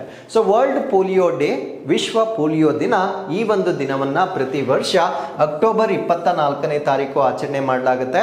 ಸೊ ಈ ವರ್ಷದ ಥೀಮ್ ಏನು ಅಂದ್ರೆ, a global call to finish the job, ಅಂದ್ರೆ ಈ ಒಂದು ಪೋಲಿಯೋವನ್ನ ನಿರ್ಮೂಲನೆ ಮಾಡಲಿಕ್ಕೆ ಜಾಗತಿಕ ಕರೆ ಕೆಲಸವನ್ನು ಮುಗಿಸಲು ಅಂದ್ರೆ ಈ ಪೋಲಿಯೋವನ್ನ ಎರಾಡಿಕೇಟ್ ಮಾಡಲಿಕ್ಕೆ ಜಾಗತಿಕ ಕರೆ ಅಂತಕ್ಕಂಥದ್ದು ಈ ವರ್ಷದ ಥೀಮ್ ಆಗಿರುತ್ತೆ. ಹಾಗಿದ್ರೆ what is the status of polio right now across the world ಅಂತ ನಾವಿಲ್ಲಿ ನೋಡೋದಾದ್ರೆ, wild polio virus remains endemic in Pakistan and Afghanistan. ಇನ್ನೂ ಕೂಡ ಪಾಕಿಸ್ತಾನ ಮತ್ತು ಆಫ್ಘಾನಿಸ್ತಾನದಲ್ಲಿ ಈ ಒಂದು ವೈಲ್ಡ್ ಪೋಲಿಯೋ ವೈರಸ್ ಅಂತಕ್ಕಂಥದ್ದು ಇನ್ನೂ ಕೂಡ ಸ್ಥಳೀಯವಾಗಿರ್ತಕ್ಕಂಥ 2 ರಾಷ್ಟ್ರಗಳಾಗಿ ನಾವು ನೋಡಬಹುದಾಗಿರುತ್ತೆ. Vaccine derived polio vaccine outbreak still occur in parts of Africa and Asia. ಅಂದ್ರೆ ಈ ಪೋಲಿಯೋವನ್ನ ತಡೆಗಟ್ಟಲಿಕ್ಕೆ ಲಸಿಕೆಯನ್ನ ಕೊಟ್ಟಾಗ, ಲಸಿಕೆ ಅಂದ್ರೆ ನಿಮಗೆ ಡೆಫಿನೆಟ್ಲಿ ಗೊತ್ತಿರುತ್ತೆ, ಸೊ ಆ ಒಂದು ವೈರಸ್ ಅನ್ನ ನಾವು ವೀಕ್ ಮಾಡಿ ಅದನ್ನ ಇಂಜೆಕ್ಟ್ ಮಾಡ್ತೇವೆ. ಸಮ್ ಟೈಮ್ ಅದೇ ವೈರಸ್ ಪೋಲಿಯೋವನ್ನ ಉಂಟು ಮಾಡ್ತಕ್ಕಂಥ ಒಂದು ಪ್ರಕರಣಗಳನ್ನ ನಾವು ಆಫ್ರಿಕನ್ ಮತ್ತೆ ಏಷ್ಯನ್ ಕಂಟ್ರೀಸ್ಗಳಲ್ಲಿ ಇನ್ನೂ ಕೂಡ ನೋಡ್ತಾ ಇರ್ತಕ್ಕಂಥದ್ದನ್ನ ನಾವಿಲ್ಲಿ ಗಮನಿಸಬಹುದಾಗಿರುತ್ತೆ. ಸೊ ನಮ್ಮ ಭಾರತ ದೇಶವನ್ನ ವಿಶ್ವ ಆರೋಗ್ಯ ಸಂಸ್ಥೆ 2014 ಅಥವಾ 2014ರಲ್ಲಿ ವರ್ಲ್ಡ್ ಹೆಲ್ತ್ ಆರ್ಗನೈಸೇಷನ್ ವತಿಯಿಂದ ನಮ್ಮ ಭಾರತ ದೇಶವನ್ನ ಪೋಲಿಯೋ ಮುಕ್ತ ರಾಷ್ಟ್ರವನ್ನಾಗಿ ಡಿಕ್ಲೇರ್ ಮಾಡಲಾಗಿರುತ್ತೆ. ಆ ವರ್ಷ ವೆರಿ ಇಂಪಾರ್ಟೆಂಟ್, 2014 ಅಲ್ಲಿ ಡಿಕ್ಲೇರ್ ಮಾಡಲಾಗಿರುತ್ತೆ. ಹಾಗಿದ್ರೆ ಪೋಲಿಯೋ ಅಂತಕ್ಕಂಥದ್ದು ಏನು? ಪೋಲಿಯೋ ಅಂತಕ್ಕಂಥದ್ದು ಒಂದು ವೈರಸ್ ಇಂದ ಬರ್ತಕ್ಕಂಥ ಕಾಯಿಲೆ ಆಗಿರುತ್ತೆ. ಆ ವೈರಸ್ ಅನ್ನ ನಾವೇನಂತ ಕರಿತೀವಿ ಅಂದ್ರೆ ಪೋಲಿಯೋ ಮೈಲಿಟಿಸ್ ಅಂತ ಹೇಳ್ತೇವೆ. ಇದು ಸಾಮಾನ್ಯವಾಗಿ ಯಂಗ್ ಚಿಲ್ಡ್ರನ್ ಅಂದ್ರೆ ಚಿಕ್ಕ ಮಕ್ಕಳನ್ನ ಅಟ್ಯಾಕ್ ಮಾಡ್ತಕ್ಕಂಥ ವೈರಸ್ ಆಗಿರುತ್ತೆ. ಸೊ ಪರ್ಮನೆಂಟ್ ಪ್ಯಾರಾಲಿಸಿಸ್ ಅಥವಾ ಈವನ್ ಡೆತ್ ಆಗ್ತಕ್ಕಂಥ ಒಂದು ಸಾಧ್ಯತೆ ಇರುತ್ತೆ. ಸೊ ಶಾಶ್ವತ ಪಾರ್ಶ್ವವಾಯು ಅಥವಾ ಅವರ ಸಾವಾಗ್ತಕ್ಕಂಥ ಒಂದು ಸಾಧ್ಯತೆಯನ್ನ ಕೂಡ ಈ ಒಂದು ವೈರಸ್ ಇಂದ ನಾವು ನೋಡಬಹುದಾಗಿರುತ್ತೆ. So it is caused by polio virus and spreads through contaminated food and water. So ಇದು ಒಂದು ವೈರಸ್ ಇಂದ ಬರುತ್ತೆ. ಇದು ಒಬ್ಬರಿಂದ ಇನ್ನೊಬ್ಬರಿಗೆ ಹರಡ್ತಕ್ಕಂಥದ್ದು ಕಲುಷಿತ ಆಹಾರ ಮತ್ತು ನೀರಿನಿಂದ ಇದು ಒಬ್ಬರಿಂದ ಇನ್ನೊಬ್ಬರಿಗೆ ಹರಡ್ತಕ್ಕಂಥ ಒಂದು ಕಾಯಿಲೆ ಆಗಿರುತ್ತೆ. So what are the reasons for polio ಅಂತ ನಾವು ನೋಡೋದಾದ್ರೆ, main reason is the virus. So ಆ ಒಂದು ವೈರಸ್ ಯಾವ ಒಂದು ಗ್ರೂಪ್ಗೆ ಸೇರಿರುತ್ತೆ ಅಂದ್ರೆ ಅದನ್ನ ನಾವು ಎಂಟರೋ ವೈರಸ್ ಅಂತ ಹೇಳ್ತೀವಿ. ಅಂದ್ರೆ ಎಂಟರೋ ವೈರಸ್ ಗುಂಪಿಗೆ ಸೇರಿರ್ತಕ್ಕಂಥ ವೈರಸ್ ಆಗಿರುತ್ತೆ. ಸೊ ಇದು ಟ್ರಾನ್ಸ್ಮಿಷನ್ ಆಗ್ತಕ್ಕಂಥದ್ದು ಫೀಕಲ್ ಓರಲ್ ಕಂಟ್ಯಾಮಿನೇಷನ್ ಅಂತ ಹೇಳ್ತೇವೆ. ಅಂದ್ರೆ ಮಲ ಮೌಖಿಕ ಮಾರ್ಗ ಅಂದ್ರೆ ಸೊ ಯಾರಿಗೆ ಈ ಒಂದು ವೈರಸ್ ಇರುತ್ತೆ ಅವರ ಫೀಕಲ್ ಮ್ಯಾಟರ್ ಮಲ ಏನಿರುತ್ತೆ ಅದರ ಮೇಲೆ ನೊಣಗಳು ಕುಳಿತುಕೊಂಡು, ಅದೇ ನೊಣಗಳು ಸೇವನೆ ಮಾಡ್ತಕ್ಕಂಥ ಆಹಾರದ ಮೇಲೆ ಕುಳಿತುಕೊಂಡು ಆ ಒಂದು ಆಹಾರವನ್ನ ಶುದ್ಧ ಮಾಡದೆ ಸೇವಿಸಿದಾಗ ಈ ಕಾಯಿಲೆ ಇನ್ನೊಬ್ಬರಿಗೆ ಸ್ಪ್ರೆಡ್ ಆಗುತ್ತೆ. ಅದನ್ನ ನಾವು ಮಲ ಮೌಖಿಕ ಮಾರ್ಗ ಅಂತ ಹೇಳ್ತೇವೆ. ಸೊ ಈವನ್ ರೆಸ್ಪಿರೇಟರಿ ಡ್ರಾಪ್ಲೆಟ್ಸ್ ಅಂದ್ರೆ ನಮ್ಮ ಉಸಿರಾಟದ ಹನಿಗಳೇನಿರುತ್ತೆ ಅದರಿಂದ ಕೂಡ ಒಬ್ಬರಿಂದ ಇನ್ನೊಬ್ಬರಿಗೆ ಸ್ಪ್ರೆಡ್ ಆಗ್ತಕ್ಕಂಥ ಒಂದು ಸಾಧ್ಯತೆ ಇರುತ್ತೆ. ಸೊ ಇದರಲ್ಲಿ 2 ಟೈಪ್ಸ್ ಆಫ್ ಪೋಲಿಯೋ ವೈರಸ್ ಇರುತ್ತೆ. ಪೋಲಿಯೋ ವೈರಸ್ ಅಲ್ಲಿ 2 ವಿಧಗಳಿರುತ್ತೆ. ಒಂದನ್ನ ಟೈಪ್ 1, ಇನ್ನೊಂದನ್ನ ಟೈಪ್ 2 ಅಂತ ಹೇಳ್ತೇವೆ. ಟೈಪ್ 1 ಅಂತಕ್ಕಂಥದ್ದು ಇನ್ನೂ ಕೂಡ ಕೆಲವೊಂದು ಭಾಗಗಳಲ್ಲಿ ಇದು ಸ್ಥಳೀಯವಾಗಿ ಅಂದ್ರೆ endemic to certain regions of the world. ಈ ಟೈಪ್ 2 ಅಂತಕ್ಕಂಥದ್ದು ಡಿಕ್ಲೇರ್ಡ್ ಎರಾಡಿಕೇಟೆಡ್ ಗ್ಲೋಬಲಿ ಅಂದ್ರೆ ಜಾಗತಿಕವಾಗಿ ಅದನ್ನ ಸಂಪೂರ್ಣವಾಗಿ ನಿರ್ನಾಮ ಮಾಡಿರ್ತಕ್ಕಂಥ ಒಂದು ವೈರಸ್ ಅನ್ನ ನಾವೇನಂತ ಕರಿತೀವಿ ಅಂದ್ರೆ ಟೈಪ್ 2 ಪೋಲಿಯೋ ವೈರಸ್ ಅಂತ ಹೇಳ್ತೇವೆ. ಸೊ ಹಾಗಿದ್ರೆ ಪೋಲಿಯೋವನ್ನ ಪ್ರಿವೆಂಟ್ ಮಾಡಲಿಕ್ಕೆ ವ್ಯಾಕ್ಸಿನ್ ಅಥವಾ ಲಸಿಕೆಗಳನ್ನ ನೀಡಲಾಗುತ್ತೆ. ಲಸಿಕೆಗಳಲ್ಲೂ ಕೂಡ 2 ಟೈಪ್ಸ್ ಇರುತ್ತೆ. ಒಂದನ್ನ OPV ಅಂತ ಹೇಳ್ತೇವೆ, ಇನ್ನೊಂದನ್ನ IPV ಅಂತ ಹೇಳ್ತೇವೆ. OPV ಅಂದ್ರೆ ಓರಲ್ ಪೋಲಿಯೋ ವ್ಯಾಕ್ಸಿನ್. ಓರಲ್ ಅಂದ್ರೆ ಬಾಯಿಯ ಮುಖಾಂತರ ತೆಗೆದುಕೊಳ್ತಕ್ಕಂಥ ಒಂದು ವ್ಯಾಕ್ಸಿನ್ ಆಗಿರುತ್ತೆ. ಸಾಮಾನ್ಯವಾಗಿ ನಮ್ಮ ಭಾರತ ದೇಶದಲ್ಲಿ ಪಲ್ಸ್ ಪೋಲಿಯೋ ಕಾರ್ಯಕ್ರಮ ಏನ್ ಮಾಡ್ತಾರೆ, ಸೊ ಆ ಒಂದು ಕಾರ್ಯಕ್ರಮದಲ್ಲಿ ಕೊಡ್ತಕ್ಕಂಥ ಒಂದು ವ್ಯಾಕ್ಸಿನ್ ಅನ್ನ ನಾವು ಓರಲ್ ಪೋಲಿಯೋ ವ್ಯಾಕ್ಸಿನ್ ಅಂತ ಹೇಳ್ತೇವೆ. ಸೊ ಇದನ್ನ ನಾವು ಲೈವ್ ಅಟಿನಿಯೇಟೆಡ್ ವೈರಸ್ ಅಂತ ಹೇಳ್ತೇವೆ. ಅಂದ್ರೆ ಆ ಒಂದು ವೈರಸ್ ಏನಿರುತ್ತೆ ಅದನ್ನ ದುರ್ಬಲಗೊಳಿಸಿರ್ತಕ್ಕಂಥ ಒಂದು ವ್ಯಾಕ್ಸಿನ್ ಅನ್ನ ಕೊಡ್ತಾರೆ. ಸೊ ಅದನ್ನೇ ನಾವು ಓರಲ್ ಪೋಲಿಯೋ ವ್ಯಾಕ್ಸಿನ್ ಅಂತ ಹೇಳ್ತೇವೆ. ಓರಲ್ ಪೋಲಿಯೋ ವ್ಯಾಕ್ಸಿನ್ ನ ಪ್ರಾಬ್ಲಮ್ ಏನು ಅಂದ್ರೆ ವ್ಯಾಕ್ಸಿನ್ ಇಂಡ್ಯೂಸ್ಡ್ ಪೋಲಿಯೋ ಅಂತ ಒಂದು ಟರ್ಮ್ ಅನ್ನ ಯೂಸ್ ಮಾಡಿದೆ. ಸೊ ವ್ಯಾಕ್ಸಿನ್ ಅನ್ನ ಬಳಸುವುದರಿಂದ ಈ ಒಂದು ಪೋಲಿಯೋ ಬರ್ತಕ್ಕಂಥ ಒಂದು ಸಾಧ್ಯತೆಯನ್ನ ನಾವು ಓರಲ್ ಪೋಲಿಯೋ ವ್ಯಾಕ್ಸಿನ್ ಅಲ್ಲಿ ನೋಡಬಹುದಾಗಿರುತ್ತೆ. ಬಟ್ ಇನ್ನೊಂದು ವೆರೈಟಿಯನ್ನ ನಾವೇನಂತ ಕರಿತೀವಿ ಅಂದ್ರೆ ಇಂಜೆಕ್ಟಬಲ್ ಪೋಲಿಯೋ ವ್ಯಾಕ್ಸಿನ್ ಅಂತ ಹೇಳ್ತೇವೆ. ಸೊ ಇದು ಇಂಜೆಕ್ಷನ್ ಅನ್ನ ನೀಡಲಾಗಿರುತ್ತೆ ಅಥವಾ ಇಂಜೆಕ್ಷನ್ ಮುಖಾಂತರ ನೀಡಲಾಗುತ್ತೆ. ಬಟ್ ಇಲ್ಲಿರ್ತಕ್ಕಂಥ ವೈರಸ್ ಅನ್ನ ಕಂಪ್ಲೀಟ್ ಆಗಿ ನಿಷ್ಕ್ರಿಯ ಮಾಡಲಾಗಿರುತ್ತೆ. ಅದರಿಂದ ವ್ಯಾಕ್ಸಿನ್ ಇಂಡ್ಯೂಸ್ಡ್ ಪೋಲಿಯೋ ಅಂತಕ್ಕಂಥದ್ದು ಇಂಜೆಕ್ಷನ್ ನ ಮುಖಾಂತರ ಬರ್ತಕ್ಕಂಥ ಕೇಸಸ್ ಬಹಳ ರೇರೆಸ್ಟ್ ಆಗಿರುತ್ತೆ. ಇದನ್ನ ಸಾಮಾನ್ಯವಾಗಿ ನೀವು ರೆಗ್ಯುಲರ್ ವ್ಯಾಕ್ಸಿನೇಷನ್ ಪ್ರೋಗ್ರಾಮ್ಗೆ ಹೋದಾಗ ಯೂಶುವಲಿ ಇಂಜೆಕ್ಷನ್ ಮುಖಾಂತರ ಪೋಲಿಯೋ ವ್ಯಾಕ್ಸಿನ್ ಅನ್ನು ಕೊಡ್ತಾರೆ. ಬಟ್ ರಾಷ್ಟ್ರಾದ್ಯಂತ ಕ್ಯಾಂಪೇನ್ ಅನ್ನು ಮಾಡುವಾಗ ಓರಲ್ ಪೋಲಿಯೋ ವ್ಯಾಕ್ಸಿನ್ ಅನ್ನು ಕೊಡ್ತಾರೆ. ಬಿಕಾಸ್ ರಾಷ್ಟ್ರಾದ್ಯಂತ ಕೊಡುವಾಗ ಸೊ ಇಂಜೆಕ್ಷನ್ ಪೋಲಿಯೋ ವ್ಯಾಕ್ಸಿನ್ ಕೊಡ್ತಕ್ಕಂಥದ್ದು ಸ್ವಲ್ಪ ಎಕ್ಸ್ಪೆನ್ಸಿವ್ ಕೂಡ ಆಗಿರುತ್ತೆ and managing is also very difficult. But drops ಅನ್ನ ಕೊಡ್ತಕ್ಕಂಥದ್ದು ತುಂಬಾ ಸುಲಭವಾಗಿರ್ತಕ್ಕಂಥ ಒಂದು ಆಪ್ಷನ್ ಆಗಿರುತ್ತೆ. So with this we have come to inquest challenge number 988. You can just pause the video here. So this is question number 1 and this is question number 2. So ಇಲ್ಲಿಗೆ ಇವತ್ತಿನ ಎಲ್ಲ ಅಪ್ಡೇಟ್ಸ್ಗಳು complete ಆಗಿರುತ್ತೆ. So once again I'll meet you tomorrow with tomorrow's updates. Till then keep reading, take care of yourselves and thank you very much for watching this.